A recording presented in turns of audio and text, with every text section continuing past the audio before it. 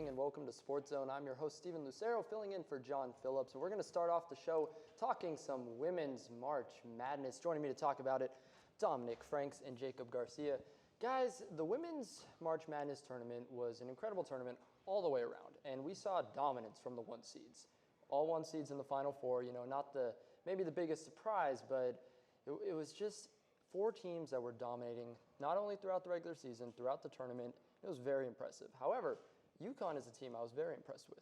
I really thought that they could go deep, but UCLA had some other plans. UCLA, South Carolina is who we saw in the championship game a couple days ago, and even that game was not all that close. Dom, what did you see from the dominance in this game?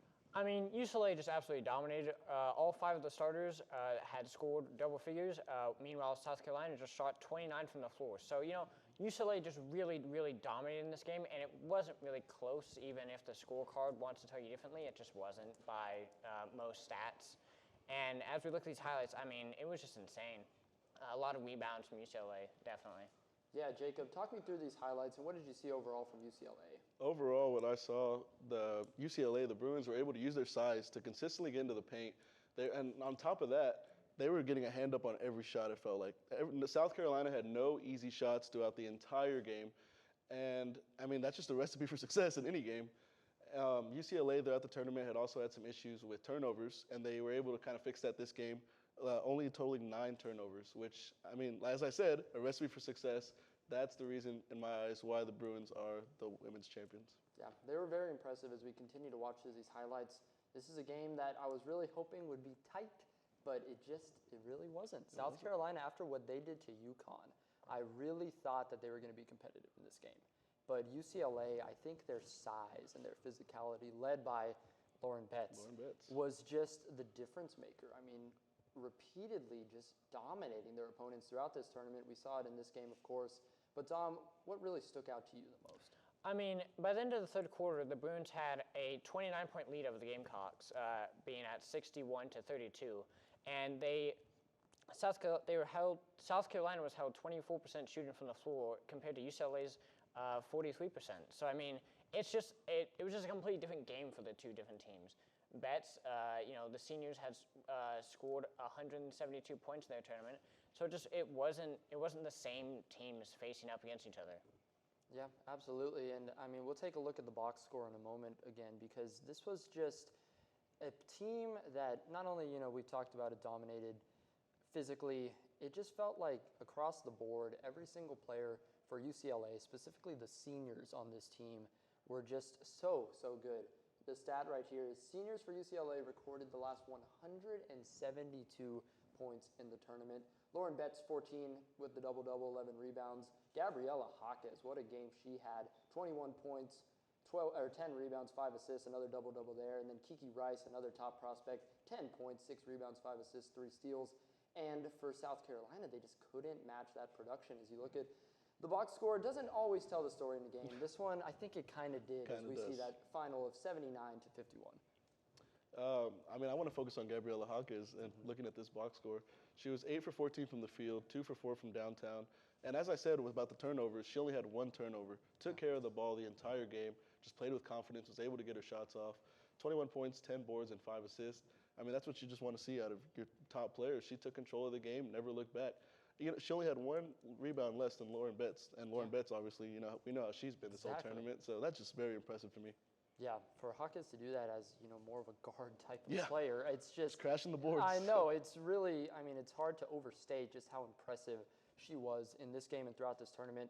And for UCLA, we'll talk more about these players later when we talk about the WNBA and the upcoming draft, because a whole lot of them are going to be hearing their name called in a week. And it's just been so impressive, a team of seniors that have been together, that have grown together, and at the end win UCLA's first championship in program history. Dom, how much does that mean to the program and to all these seniors? I mean, it especially means a lot to, Gabriella, who is the all-time, most winningest player in UCLA history with 124 wins. And just to these other seniors that, it means a lot because of the fact that it's their first in program history, and they've all been here for a while, even the ones that transferred.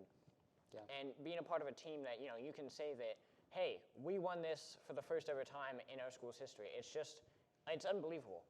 especially last year. Obviously making the Final Four as well and coming so close, but falling just short. It's got to be so sweet for these seniors to ride off into the sunset with obviously the ultimate trophy. So I think that's very, very good for them, and I'm happy that they get a storybook ending. Yeah, it doesn't get much better than that. And I know we talked a lot about them, but Dom, who were your top players throughout this game and this Final Four? I mean, Gabriela Vasquez definitely proved herself, I think, if nothing else, in this last game to really be that player for UCLA.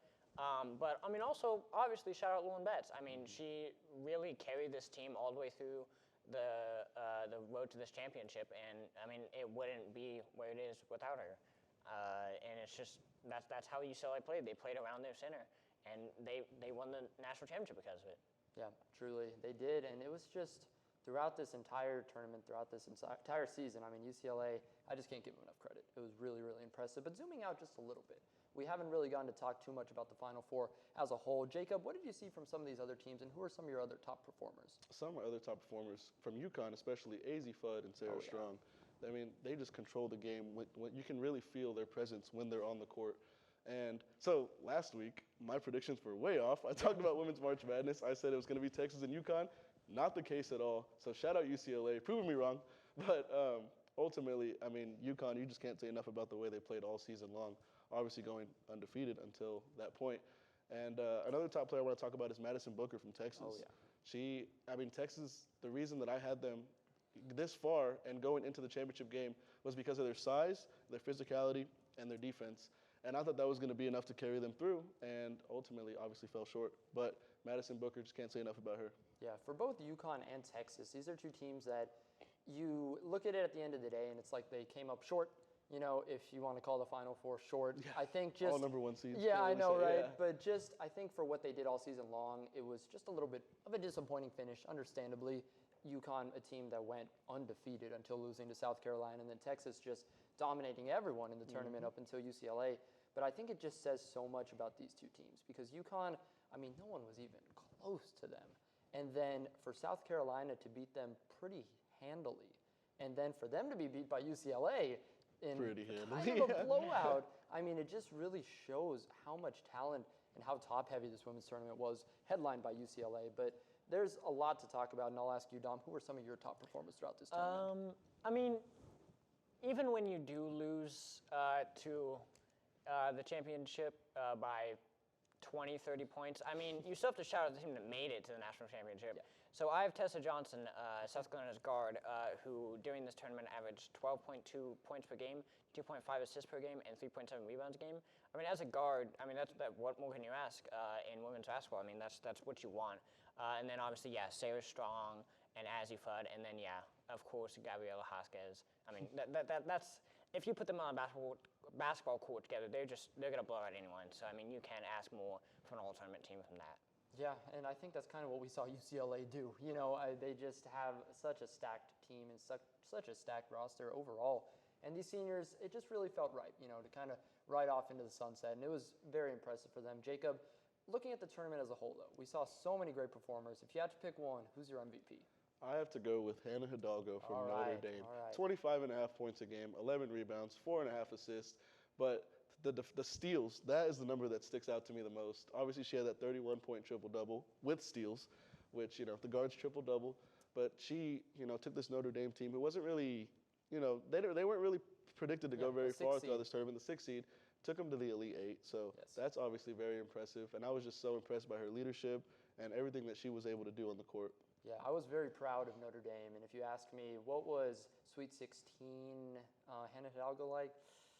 Man, it was impressive. Almost a quadruple double in that game. I mean, with steals, she had 10 steals in that game. Ridiculous. And she was the reason that Notre Dame was able to propel all the way to the Elite 8. I did have them there, and I was very proud of a somewhat Cinderella run, in regards to how top-heavy these women's tournaments usually are. But Hannah Hidalgo, just so impressive. So impressive. Dom, who was your MVP of this tournament? I think I have to go with Lauren Betts. I mean, when a player wins national championship and is obviously the MVP of that team, I mean, you just have to go there. There's no other option for me, really. As much as Hannah Hidalgo did great, I mean, I think I have to personally shout out Lauren Betts. I mean, the winner, the MVP of the winningest team why not be MVP?